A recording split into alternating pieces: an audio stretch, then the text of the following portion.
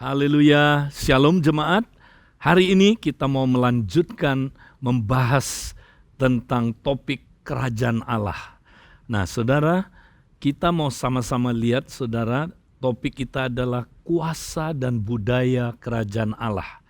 Nah saudara, pada minggu ini kita mau belajar dan mempraktekkan prinsip-prinsip ini.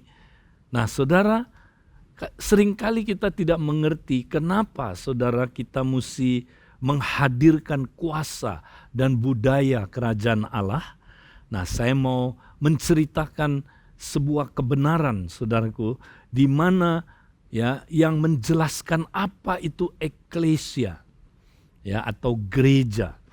Nah, waktu Tuhan berkata, saudara, aku akan mendirikan eklesianya-Ku, di mana pintu alam maut tidak sanggup bertahan menghadapinya. Nah saudara, waktu dia berkata-kata eklesia, itu murid-murid sudah mempunyai konsep, sudah mengerti yang dia maksud apa. Ya, walaupun isinya belum terlalu saudaraku mereka mengerti, tapi konsep ya kata eklesia sudah tidak asing lagi saudara. Karena eklesia itu sudah dipakai oleh saudaraku orang-orang Yunani 400 tahun sebelum itu saudara.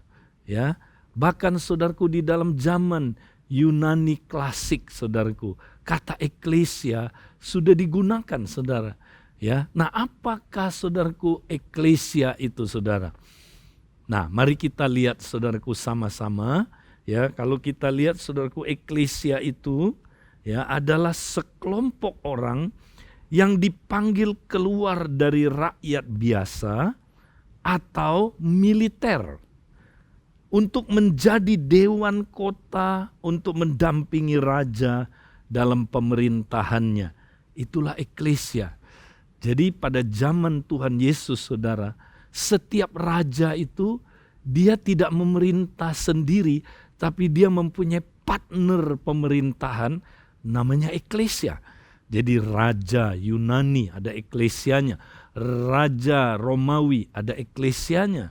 Ya, nah Yesus bilang saudara, aku akan mendirikan eklesianya-Ku, karena Yesus juga seorang raja kan, bahkan dia raja di atas segala raja, Tuhan di atas segala Tuhan.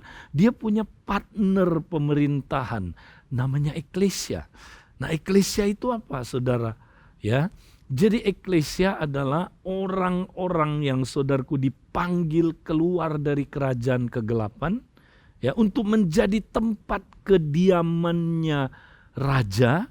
Wow, kita jadi tempat kediamannya raja untuk saudaraku ya membuat keputusan, memerintah bersama dengan Kristus, dan diutus saudara untuk apa saudara? Untuk memperluas kerajaan dari raja kita. Itulah eklesia saudara. Nah zaman dulu saudara, eklesia itu kumpul seminggu sekali saudaraku, mereka memutuskan bagaimana saudaraku kerajaan mereka harus berekspansi. Misalnya saudaraku, ya ada seorang raja, ya raja Romawi lah misalnya, dia berkata, ya, hai eklesiaku, ya hari ini kita akan bersidang, ya kita akan menentukan ekspansi kerajaan kita, ya. Nah, Anda siap-siap, mereka akan bikin keputusan, saudara. Ya, nah mereka memutuskan mau memperlebar kerajaan kemana? Rajanya bilang, saya punya ide, kita akan memperlebar kerajaan kita ke negara tetangga kita. Mari kita buat keputusan, setuju, setuju. Maka saudara, mereka membuat keputusan. Nah, saudara, supaya ekspansi kerajaan saudara bisa terjadi, harus dikirim jenderal. Ya, makanya eklesia itu pada zaman ya Yunani saudara itu harus tentara. Dia dulu sudah melayani di ketentaraan 2 tahun saudara. Baru dia dipanggil jadi tentara khusus eklesia. Nah, nanti dia dipilih saudaraku menjadi jenderal yang memimpin saudaraku ya penyerangan ya saudaraku untuk ya menaklukkan kerajaan tetangganya saudara. Nah, ya jenderal ini saudara namanya apostolos. Dari situ keluar kata ya apostle, rasul yang diutus oleh raja dan eklesia untuk pergi saudaraku ke negara tetangga. Ya, tentu yang mereka hadapi apa saudara? Nah, kita lihat mereka datang ke kota itu saudara, maka mereka ya berteriak di depan pintu gerbang kota itu saudara. Ya, buka pintunya. Ya, kalau tidak kami akan menyerang. Saudara, kalau mereka buka pintunya saudara, mereka masuk, mereka serang. Ya, tapi kalau mereka tidak mau buka pintunya, maka ya saudaraku utusan ini apostolos ini akan memimpin pasukan ya untuk saudara menghancurkan pintu gerbang kota itu saudara. Dan kalau udah terbuka pintu gerbangnya, maka saudaraku tentara itu masuk saudara ya, dan kemudian saudara mengalahkan semua musuhnya. Nah, sesudah itu saudara, mereka saudara ya melakukan parade kemenangan. Nah, kita lihat salah satu gambarnya saudara, ini parade kemenangan dari eklesia. Ya, di situ saudara jenderalnya ya si apostolos, rasulnya saudara. Ya, dia berkuda di depan, ya memasuki kota yang dikalahkan itu saudara. Kemudian ya pasukan-pasukannya saudaraku mengikuti dia. Nah, di bagian tengah di situ kita lihat ada tentara musuh yang sudah dikalahkan saudara. Nah, tentara musuh ini saudara ya ditelanjangi saudara, diikat lehernya pakai rantai saudaraku, dipertontonkan kepada umum saudara, menjadi tontonan umum. Ya, ini semua yang saya katakan ada di dalam firman Tuhan saudara. Kemudian ya para rasulnya saudaraku sambil ya saudara mengendarai kuda, mereka membakar kemenyan saudara. Ya, kemenyan. Ya, ini tanda kemenangan buat mereka, tapi tanda kematian ya saudaraku buat musuhnya. Ya, mereka masuk ke kota itu saudara, ditonton oleh seluruh rakyat. Seluruh rakyat berkata, wow, wah, kota kita udah ditaklukkan, tentara kita udah dilucuti semuanya. Wow, kita kalah. Saudara, kemudian mereka masuk ke dalam saudara. Dan kemudian apa yang terjadi saudara? Maka majulah rasulnya saudara, apostolosnya. Ya, dia berdiri di depan dan dia mulai saudara menyampaikan Injil kerajaan. Nah, istilah Injil kerajaan saudara itu bukan istilah yang saudaraku dipakai oleh orang Kristen tiba-tiba diwahyukan. Bukan saudara, Injil kerajaan itu sudah dipakai 400 tahun sebelumnya. Injil kerajaan artinya berita tentang kerajaan. Ya, maka apostolosnya berdiri. Nah, ini jenderalnya saudara. Dia berdiri, dia memberitakan Injil kerajaan saudara. Dia bilang, saudara-saudara, ya hari ini saya sebagai utusan kerajaan Romawi, ya saya adalah utusannya. Saya mau menyampaikan kabar baik dari kerajaan kami. Ya, nah kabar baiknya apa saudara? Dia bilang begini, ya telah datang hari ini kerajaan Romawi di tempat ini. Karena itu bertobatlah, ya pindah ke warganegaraan, jadilah warga negara Romawi.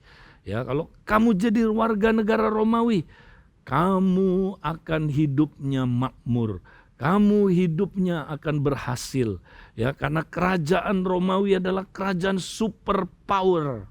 Ya, saudara-saudara, kemudian dia bilang, bikin keputusan, bertobatlah dan percayalah kepada kabar baik ini, kabar baik kerajaan kami. Ya, terus terakhir dia bilang begini, Pax Romana, Pax Romana, Pax Romana, saudara. Artinya ya damai sejahtera Roma sudah datang ke tempat ini. Kalian bukan lagi musuh kerajaan Roma. Kalian sudah diperdamaikan dengan Roma. Pax Romana. Ya saudara, itu saudara.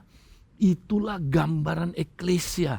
Banyak orang nggak ngerti, saudaraku, apa itu gereja. Jadi gereja itu apa, saudara? Gereja itu adalah kumpulan orang-orang yang dipanggil keluar dari kerajaan kegelapan. Untuk apa, saudara? Untuk menjadi partner pemerintahnya Kristus. Wow, kita partnernya, saudara. Untuk apa? Membuat keputusan, pelebaran kerajaan dari kerajaan Allah, saudara. Dan kita diutus sebagai, saudaraku, orang-orang yang rasuli, bersifat rasuli, apostolik, diutus, kompak-kompak diutus, saudaraku. Kemana kita diutus? Pergi ke pintu gerbang, saudaraku, kerajaan kegelapan. Musuhnya eklesia yang Kristus bangun bukan manusia. Musuhnya adalah kerajaan kegelapan. Itu sebabnya kita datang ke kota kita, saudara. Karena kota kita sudah dikuasai oleh kerajaan kegelapan. Demikian 1 Yohanes 5 katakan, seluruh dunia berada di bawah kekuasaan setan, saudaraku. Tapi kita datang ke kota kita hadapi pintu gerbangnya. Kita berteriak, buka pintu. Kalau mereka tidak mau buka pintu, kita jebol pintunya, saudara. Makanya dikatakan, pintu alam maut, ini pintu gerbang kerajaan kegelapan, tidak sanggup bertahan melawan eklesia. Eklesia akan hancurkan pintu gerbang itu, saudara. Dengan menggunakan kunci-kunci kerajaan. Maka, saudaraku, pintu gerbang itu dihancurkan dan eklesia masuk. Dan ngapain, saudara? Melucuti musuh-musuhnya, saudara. Karena Kristus sudah melucuti setan, melucuti, saudaraku, menghancurkan perbuatan-perbuatan kerajaan kegelapan. Kita masuk ke sana membawa kemenangan Kristus dan kita hancurkan pekerjaan-pekerjaan kuasa gelap. Kemudian, saudara, kita seperti tadi, saudara, apostolos, saudaraku, yang memproklamasikan Injil kerajaan.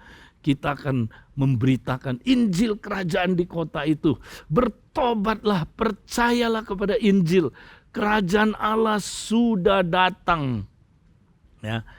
Bertobat artinya apa?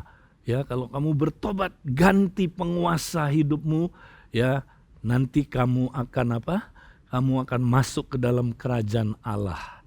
Saudaraku, itulah, saudaraku, eklesia, sehingga mereka bertobat.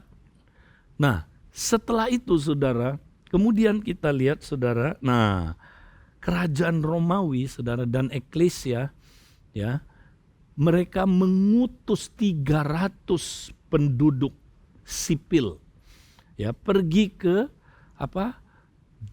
tempat yang sudah ditaklukkan itu, saudara. Kerajaan tetangga yang sudah ditaklukkan, mereka kirim 300 penduduk dari kerajaan Romawi diutus ke sana, saudara. Untuk apa, saudara?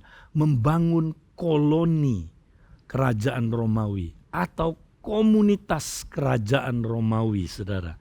Nah, tujuannya apa, saudara? 300 penduduk ini dibiayai oleh kaisar sendiri, saudara. Mereka hidup di area, saudaraku, yang sudah ditaklukkan itu, lalu membangun komunitas-komunitas. Nah, saudara, untuk apa komunitas ini? Tujuannya, saudara, ini dia, mendemonstrasikan budaya dari kerajaan Romawi. Jadi mereka demonstrasiin, saudara. Mereka hidup di tengah-tengah masyarakat. Nah, ada, saudaraku, mereka demonstrasikan cara hidupnya orang Romawi. Misalnya, saudara, bahkan, saudara, entertainmentnya orang Romawi, gladiator ditunjukkan, saudara. Musiknya orang Romawi, bahasa Romawi, saudara. Ditunjukkan juga budaya-budaya lainnya, saudara. Teknologinya Romawi. Saudaraku, itu banyak sekali yang lebih maju dari bangsa-bangsa lain, saudaraku. Ditunjukkan. Jadi orang lokal melihat, wow, budaya Romawi lebih superior dari budaya kita. Akhirnya tujuannya apa, saudara? Mereka masuk jadi warga negara Romawi. Ya, nah kalaupun mereka tidak mau, saudaraku, masuk menjadi warga negara Romawi, ya saudara, tapi paling tidak, saudara, ya budaya Romawi ini mempengaruhi, ya inilah istilah menggarami, ya budaya mereka, saudara. Nah inilah gambaran komunitas kerajaan, saudara. Setelah Kristus menaklukkan kerajaan kegelapan, saudara, di satu kota, dia utus kita. Ya, kita harus datang ke kota itu membangun komunitas-komunitas kerajaan, saudara. Di mana-mana. Nah, tugasnya komunitas kerajaan ini untuk apa, saudara? Mendemonstrasikan bagaimana cara hidup kerajaan Allah, saudara. Budayanya, ya didemonstrasikan. Nah, budayanya kerajaan Allah apa, saudara? Ya, buah roh itu, saudara. Ya, buah roh adalah apa, saudara? Ada 9 sifat Kristus di situ. Sifat dari rajanya, ya di budaya dari rajanya, saudara. Ya, itu ya dihadirkan di kota itu. Sehingga, saudaraku, budaya kerajaan Allah ya mempengaruhi, menggarami kota itu, saudara. Ya, sehingga ketika orang-orang di sekelilingnya, saudaraku, melihat budaya kerajaan Allah, mereka, saudaraku, tertarik masuk, pindah ke dalam kerajaan Allah, saudara. Ya, nah ini tujuannya. Kalaupun mereka tidak pindah, saudara, tapi budaya kerajaan Allah mempengaruhi mereka, mempengaruhi penduduk setempat. Itulah tujuannya dibangunnya komunitas-komunitas kerajaan. Mengekspresikan, saudaraku, atau menghadirkan kuasa dan budaya kerajaan Allah. Ya, lewat buah roh. Makanya kalau kita penuh Roh Kudus, saudaraku, kompak penuh Roh Kudus, ya maka, saudaraku, kita ya akan apa, saudara, mengekspresikan buah roh, kasih, ya sukacita, damai sejahtera, kebaikan, kemurahan, kesabaran, kelemah lembutan, tahan uji dan sebagainya, saudara. Ya, nah ini akan, saudaraku, didemonstrasikan di dalam, saudara, ya penduduk setempatnya melihat dan mereka tahu, saudaraku, bahwa kita adalah murid Kristus. Lalu kita saling mengasihi, saudaraku, itu budaya kerajaan Allah. Seperti Kristus mengasihi kita, itu kasihnya Kristus sendiri. Maka kalau kita demonstrasikan di komunitas kerajaan, wow, penduduk sekelilingnya, saudaraku, orang sekelilingnya bisa melihat Kristus Raja itu. Karena Kristus adalah kasih. Ya, sifat Kristus termanifestasi kepada lingkungannya, saudara. Nah, minggu ini itu yang kita mau pelajari, saudaraku. Mari kita tetap semangat, praktekkan, saudaraku. Lewat saat teduh kita banyak merenungkan hal-hal ini. Tuhan memberkati. Amin.